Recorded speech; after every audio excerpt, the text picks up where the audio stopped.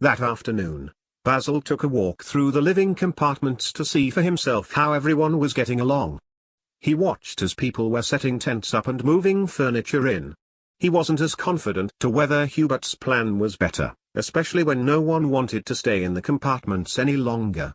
That was until an older man by the name of Cecil Harper told him there were still thousands of people inside who hadn't even ventured outside yet since landing.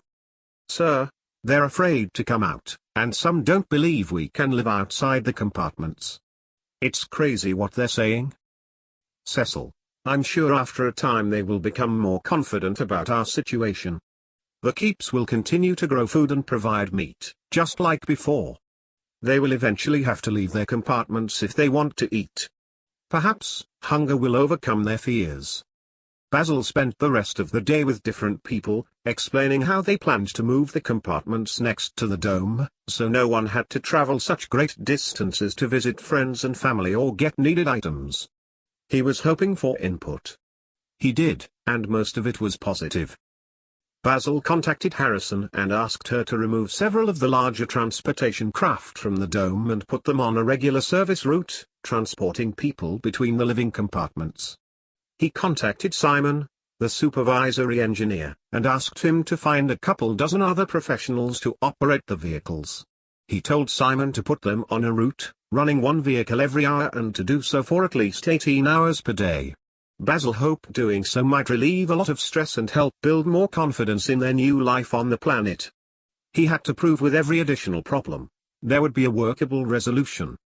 The next evening, as Basil was sitting around the campfire explaining to his friends and family how moving the compartments closer to the dome would benefit the entire colony, Ryan approached him and asked if he could lead a group to scout for survivors from the other ships.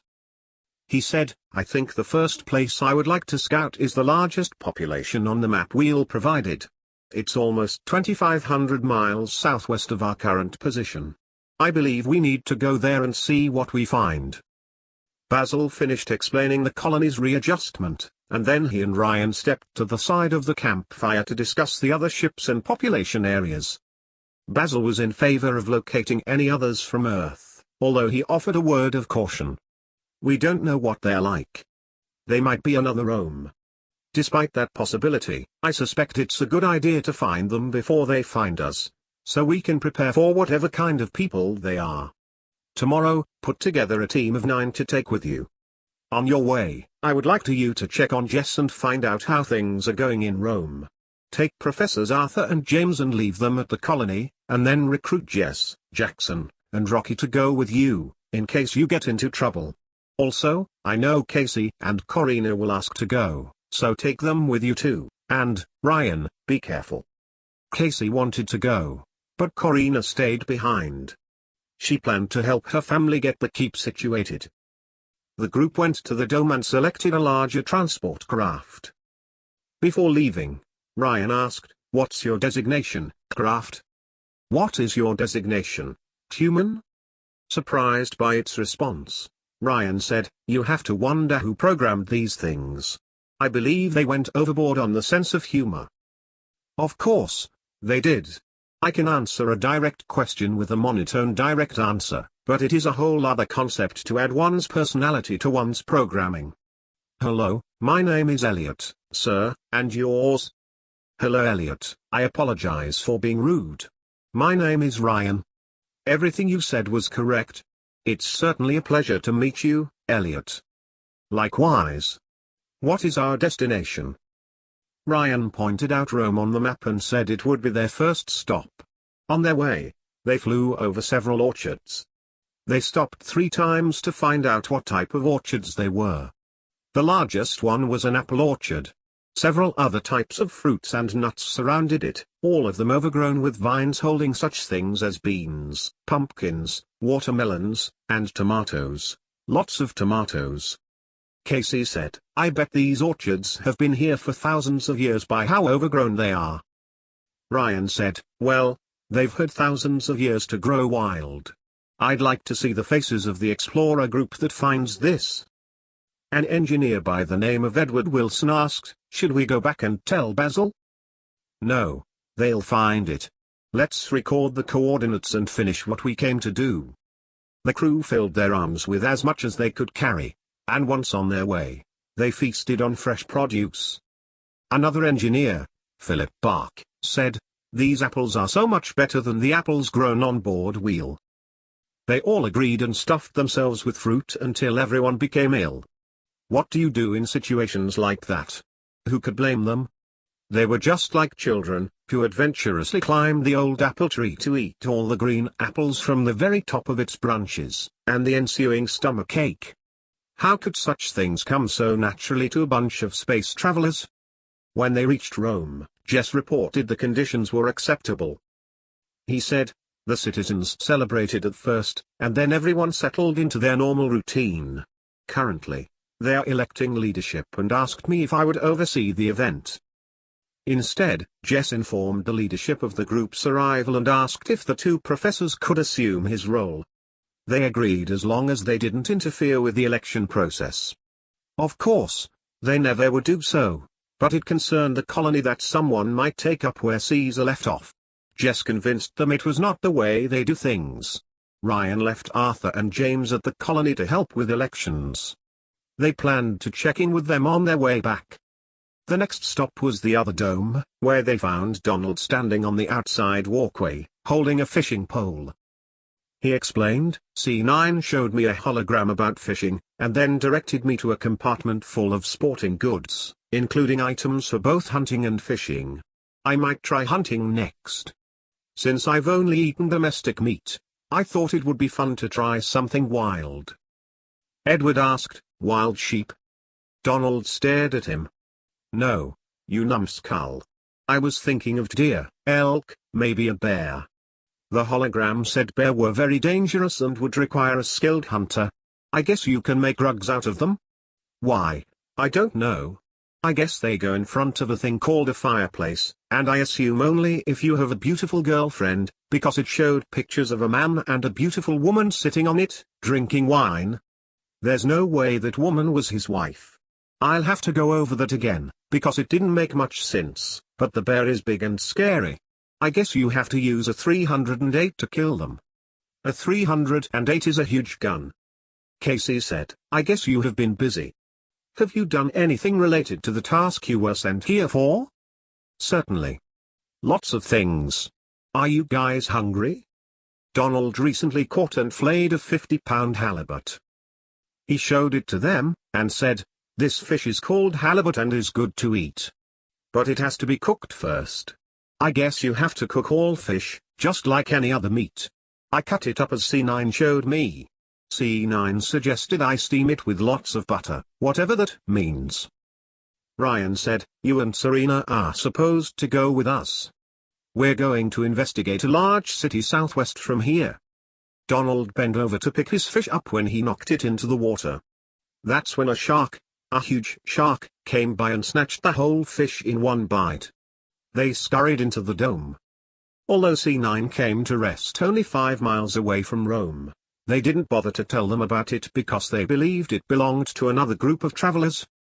Once back on board, Ryan asked Elliot, "Do you detect other human life, other than the colony or the citizens of the wheel?" "I am sensing an island with human life on it." "Is that what you are looking for?" "No, I was thinking more about other smaller communities in the area that Wheel did not detect." "Sir, I am not detecting any other small communities of human life, but I am detecting vast numbers of wildlife, and a great quantity of life in the water, some enormous creatures in the water." Donald thought of the shark and shivered. Before Ryan said any more, a flock of seagulls flew overhead. Serena shouted, "Those are birds. Look at them all." None of them had ever seen so many birds at one time before. There must have been more than 100 birds in the flock. They flew right over Elliot, and well, they did naturally what a flock of birds do when they fly over humans. They littered Elliot's windshield with bird droppings. Elliot sensed he was under attack and sent out a small electrical charge that put 2 of them in the water. A couple of seconds later, they flew off unharmed. "Well, I never," Ryan said, "that was most interesting. I guess we will see many kinds of things we've never seen before. Elliot, would you please fly west along the coastline?"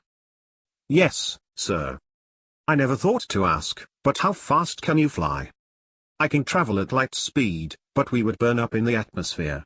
I suggest a safe speed in this atmosphere to be no more than Mach 2. If you want to go sightseeing, I would suggest no faster than 300 miles per hour. How fast is Mach 2? It is about 1500 miles per hour. Okay, let's go west at 300 miles per hour, and remap the area as we go. Yes, Ryan, going west at sightseeing speed. Elliot followed the coastline for 7 hours until Ryan suggested a change in course towards the city, heading south. After another 2 hours, they came to a mountain range. The mountains were white-capped, with glaciers sliding through every open passage.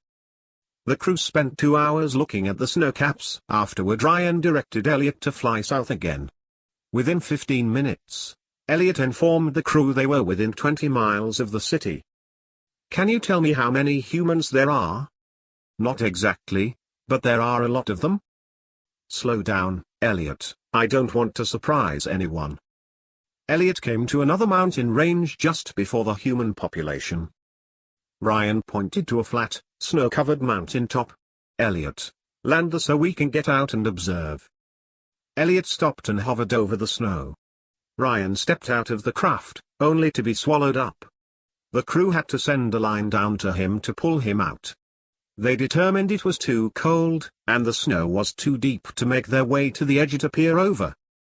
They thought about taking Elliot to the edge, but they didn't know what capable sensors the city might have and were worried they might detect Elliot. Captain, Ryan, there is another mountain range on the far side of the city, and they're not snow-capped. Would you like to go there? Yes, take us there. This time, when Elliot landed, the crew was able to get out and observe the city below. It was a large city. No one could tell if the population comprised travelers from Earth or not. They understood what a city was. Wheel was a city, but they'd never seen a city like this one before, with all the different types of buildings.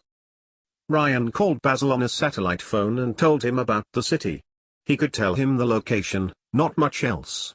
Basil suggested they have a closer look. Ryan said, we need to go into the city. He, Jess, and Casey would go in. Elliot took them in as close as 3 miles outside the city. When they entered the city, they recognized the citizens were human. Their clothes looked funny, and everyone stared at the three, but no one said anything. They came to a little cafe and saw a couple dozen people inside, sitting at tables, eating. They observed others coming and going, sitting at and leaving the tables. Ryan said, I don't believe those people are related to one another. Let's go inside and see what happens. Once inside, the three sat at a table, and a young woman asked them what they would like. Jess answered, I'd like a 308. A what? Ryan gave Jess a dirty look. Notice all the people are eating? She's asking what you want to eat. Oh, what do you have? She handed them all a piece of paper with writing on it. Would you like anything to drink while you're deciding? Ryan answered, yes, bring us something to drink. We're thirsty. Okay, what would you like to drink? Ryan scratched his head. Bring us anything, please. She left, and Ryan commented, they speak and write the same language we do. What are the odds? They must be from the other ship. Jess asked, what does breakfast special mean? Ryan answered, I don't know. This menu, see it says menu at the top, and right under that it says, breakfast from 10 a.m. to noon. Do you know what it means? No, I don't. The waitress returned with 3 cups of coffee. None of them drank coffee before, and Casey burned his mouth. Have you decided what you would like to eat? Ryan said, we'll have coffee. Thank you.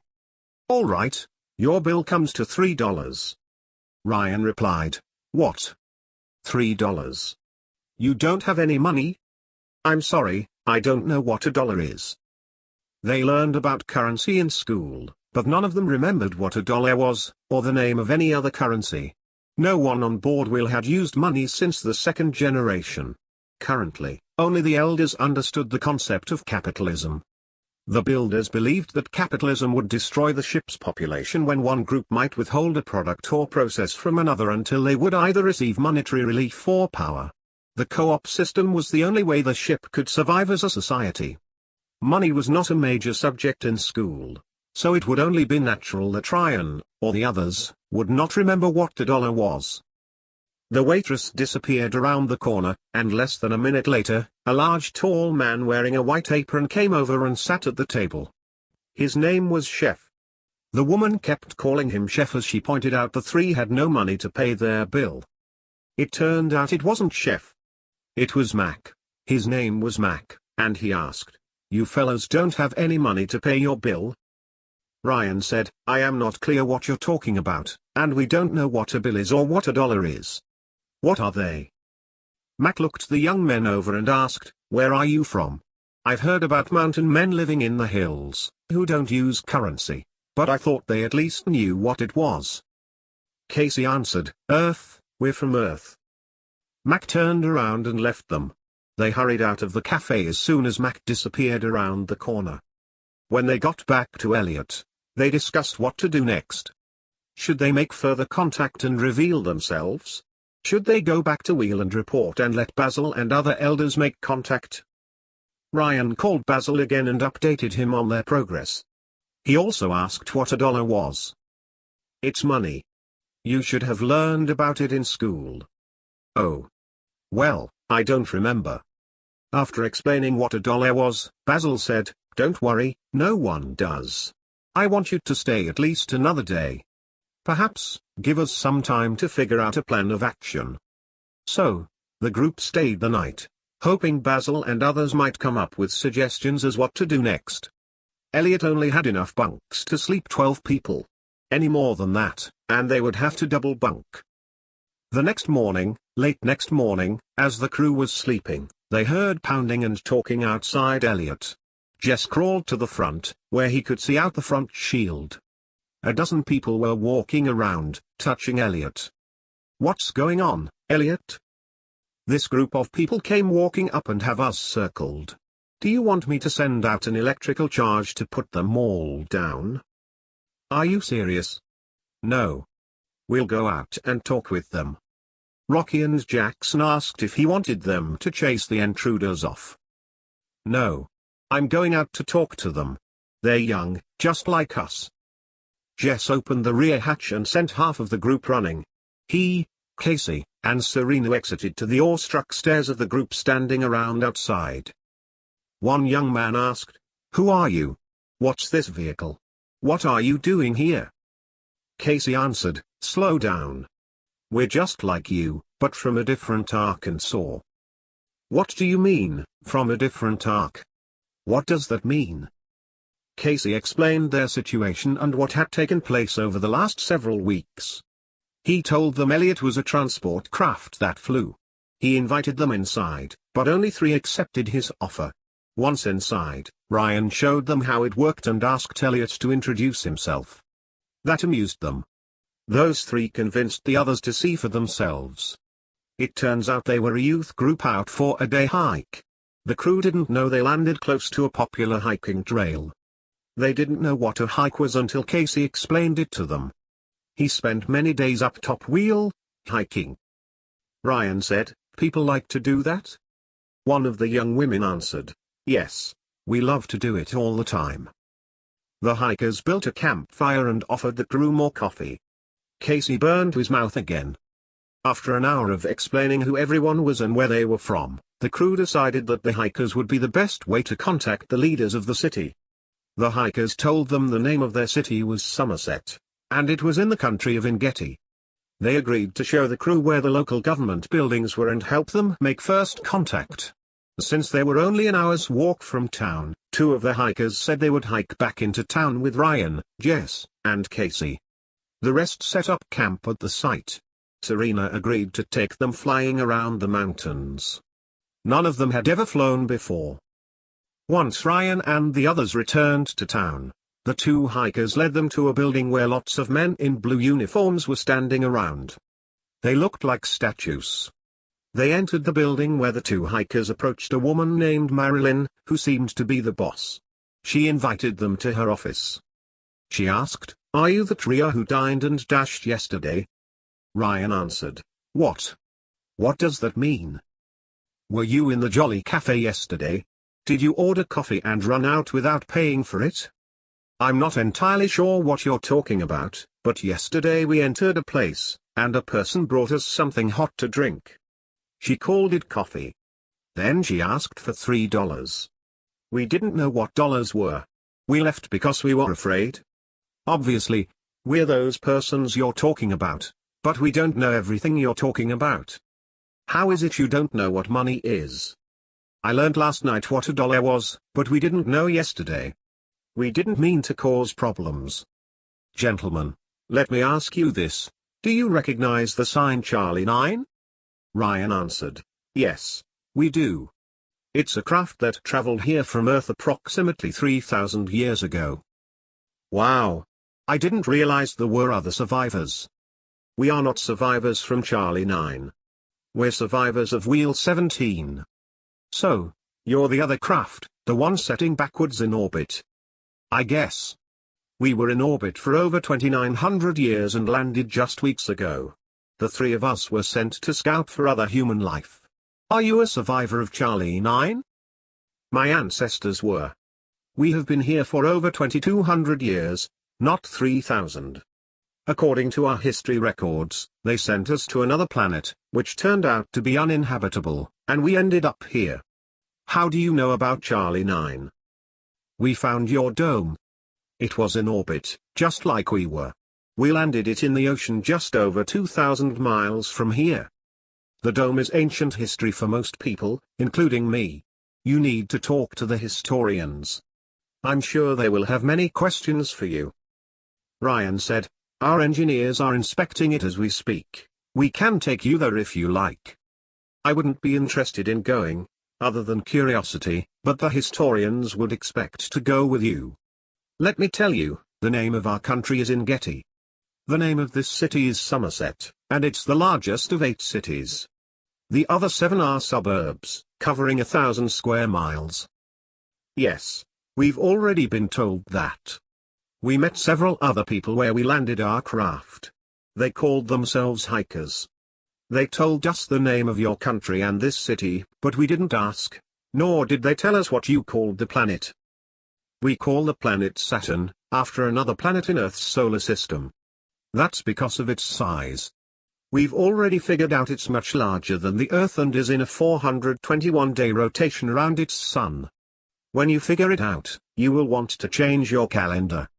We have already added 2 months to the calendar, adding one in between May and June and another in between October and November.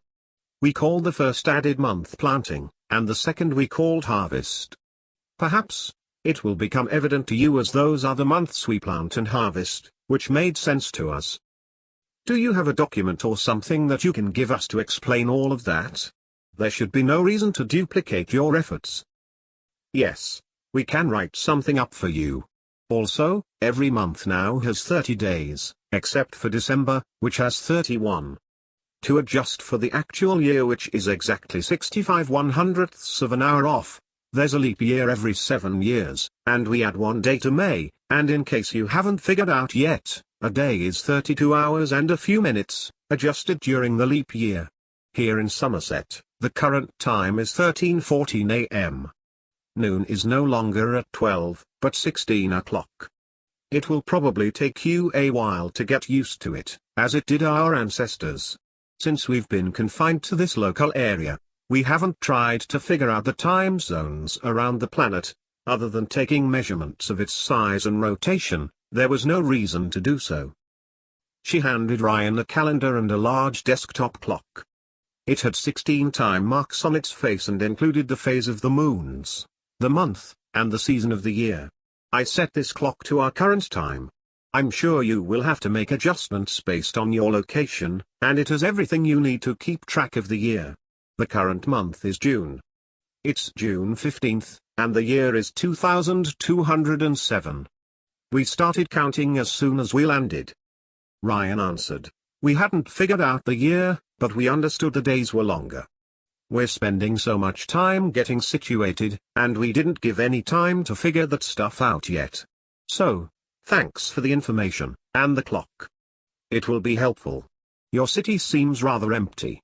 What's the size of your population? Currently, the population is just under 2 million. 15 years ago, we lost 80%, almost 8 million people, to a plague. It came and left without warning, but not before it nearly killed everyone. We still don't know its origin or cause. Perhaps, the rest of your questions would be better answered by the historians. Would you like to meet with them? Not right now. We have companions waiting in the mountains. We can come back and send our leaders to meet with your historians or leaders. All right. I guess there's no need to put you in jail overnight for theft and vagrancy. Mr. Avery thought you were mountain men who came to steal a meal. We need to talk further, and I need to contact the historians, and I guess I should say thanks for bringing our dome down. You're welcome. I will talk with our elders, and we can set up a meeting, perhaps over the next couple days. Okay. I should be able to contact everyone who needs to be there by then. You're free to go, and we will see you in 2 days. Ryan handed Marilyn a satellite phone and a note with his phone number. You can reach me on this phone should you need to contact me. It can reach anywhere on the planet. My number is on the note. Just push the corresponding numbers, and it will call me. You call this a phone?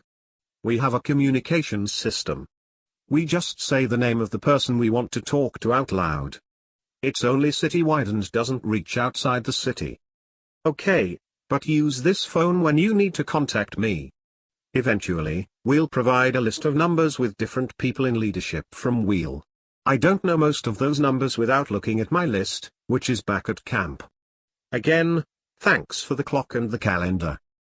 Just before they left, Marilyn asked if her second in charge, Miles Jeffries, could accompany them. After a moment of discussion, they agreed to take him along. When they got back to the camp, they thanked all the young people who helped them.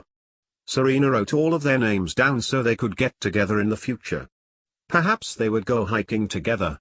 The crew left believing they made new friends, as did the hikers. Ryan called Basil and filled him in and told him they were on their way back.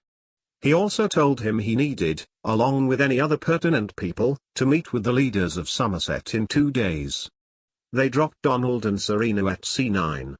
From there, they flew to Rome to check on the progress of their elections. Afterward, they returned to the Wheel and introduced Miles to Basil. Casey was excited to be back and went looking for Corina. Basil, Ryan, and Miles found an office in the dome to sit and talk. They talked about what happened with the C9 crew and how they survived. Miles said they didn't know about the colony or any other humans on the planet. Since the death of so many people 15 years ago, they became more or less a hunting and gathering community. When he mentioned the plague, Basil became concerned and asked him to follow him to a medical lab. Basil asked him if it would be all right to perform a scan for anomalies. When the scan was complete, Wheel told Basil he needed to have every person vaccinated. Although Miles was not sick with the plague, he was a carrier and would infect the rest of the population unless they were vaccinated against it. Basil asked, Wheel, do you know what this plague is, and do you have a cure for it? I am not sure, sir, but I believe it's a type of pollen that caused it. I don't know what kind of pollen, but I have already developed a cure using a sample of Mr. Jeffries' blood. Sir, the citizens need to be vaccinated within the next 7 days, or it will be too late. Send me a dozen medical staff and we can have the vaccine ready within the next hour. Basil sent for Dr. Leroy Jenkins, who was the head of the medical staff on board Wheel. Dr. Jenkins, please meet Miles Jeffries. He's from another craft that landed a couple of 1,000 years ago. 15 years ago, they faced a plague that killed over 80% of their population.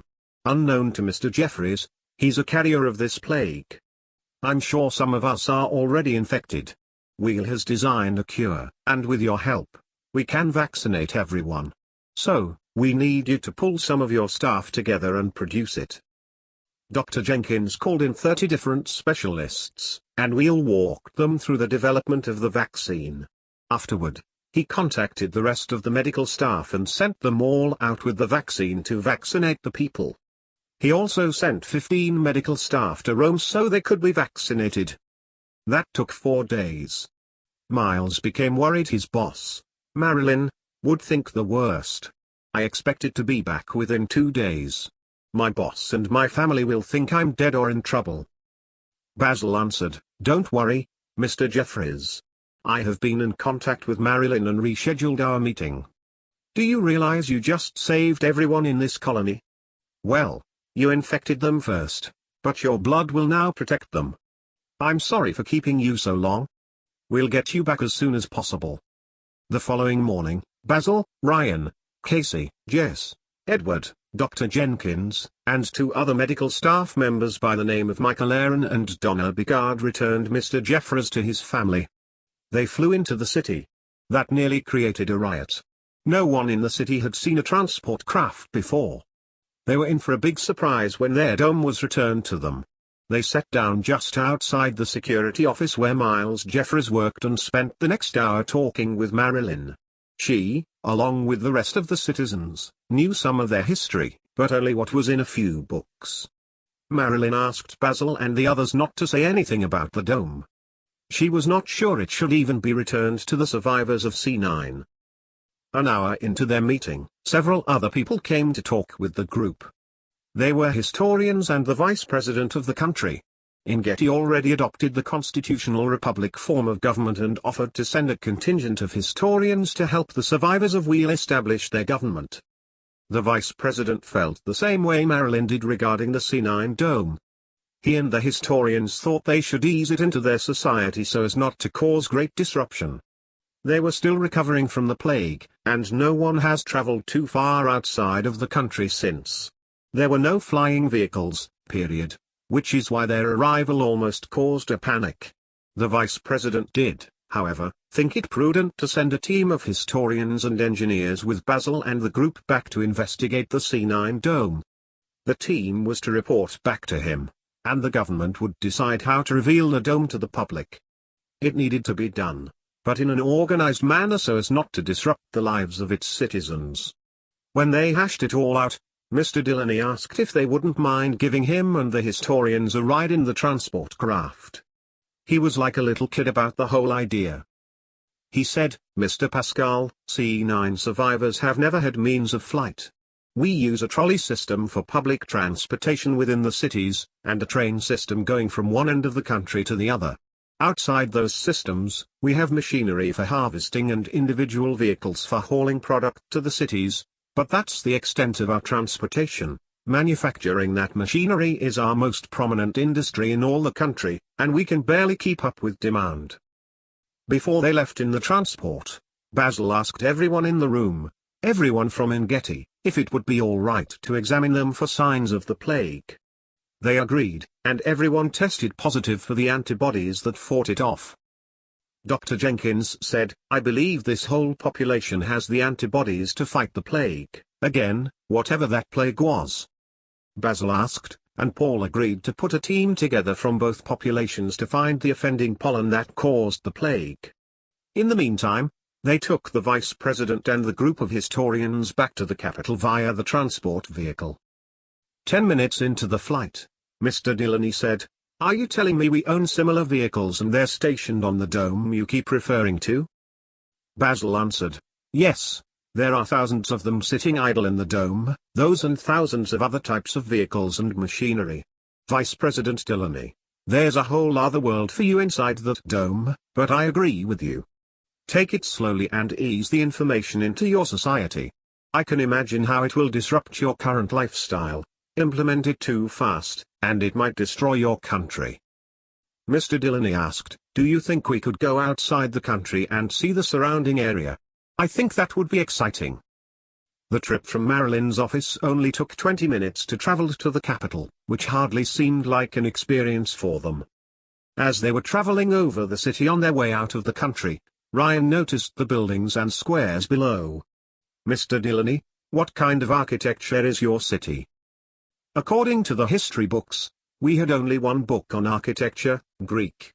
Except for the capital, and a few adventurous builders, We designed everything in the Greek form. We like it. It didn't hurt that we found several quarries just outside the country for the different stone materials to build with. Unfortunately, most of the buildings are still sitting empty. We had to form a public service just to go around cleaning all the vacant ones. I'm sure we have enough space should your people want to live here. Basil answered, I don't know if we're ready to do so. We will discuss the idea next time we have a public meeting. It's something to think about, but right now, our people are enjoying outdoor life and would reject any other suggestions. Delaney said, I don't understand. Mr. Vice President, it's a long story, and you can come to see for yourself if you like. I'm certain it would be better to see it rather than try to visualize it from what I tell you. All right. 2 hours later, the group arrived at the Capitol, dropped the Vice President off, and left in Getty with 3 historians. They delivered those 3 into the hands of Donald so he could show them around the C9 dome, understandably, after some fishing. Casey and Corina felt they were neglecting one another, so when Casey got back, he joined her at her parents' house for dinner. As they walked to her father's keep, they passed a small garden where hundreds of finches were darting about and singing loudly. Corina mentioned, look at all the birds. Don't they sound beautiful? Aren't they beautiful? Yes, they are. This is an amazing world. I love it here. Me, too. Casey said, we haven't spent too much time together lately. I've missed being alone with you. We're always doing other things with other people and aren't able to talk like I want to. We're alone now. Talk to me. Casey stopped and faced Corina. He held on to her, and they kissed. It can't get more serious than that. Both of them tuned out the next several days. When asked to join this group or that one, they refused. This was the most important time in their relationship. One day, Casey invited Corina to go on an adventure with him. They took Elliot, the craft they first traveled to Engedi with. Hello, Elliot. How are you? Casey Hill, Corina Freeman, I am in perfect working order. Where are we off to? Casey whispered just low enough Corina could not hear him. She demanded he tell her what he said to Elliot and where he was taking her. He refused and continued to refuse until they reached their destination. The craft set down in the middle of a great apple orchard. Although overgrown, it was not too difficult to get around. This is amazing, Casey. Does anyone else know about this place? Yes, a group of us found this on our first trip to Engedi. There are miles and miles of orchards, different orchards full of fruit. They picked 2 apples, and as they were eating Corina said, I have never tasted such wonderful apples. The ones on board wheel are so flat tasting compared to these. Let's take some back with us and give them to Mom and Dad. Okay. The 2 of them walked around for 2 hours until they came across a large black animal. It looked like an overgrown cat. Corina told Casey it was a wild black panther, and they should avoid it. Fortunately, it ran in the opposite direction but made them nervous. So, they collected a dozen apples, returned to the craft, and left for home. At the end of that week, Corina asked Casey if he ever intended to marry her. He answered yes immediately, because he knew if he hesitated, he would be in trouble. He cared too much for Corina to lose her. Since Basil was the captain of the wheel, they assumed he should be the one to marry them. Citizens on board wheel didn't have weddings. They just asked someone with the proper authority to marry them. Of course, the family attended, and they had an enormous meal afterward, but it was a simple ceremony. One interesting fact is there has never been a divorce on board. No one has ever discussed the idea. On board the wheel, the honeymoon comprised 1 week alone in their new dwelling. They gave couples their own family living quarters when they got married. Casey put forth a better idea. He and Corina went traveling for a week. They spent their first 2 nights on the beach, in a large tent. They built a fire and sat next to it most of the night. The rest is no one else's business.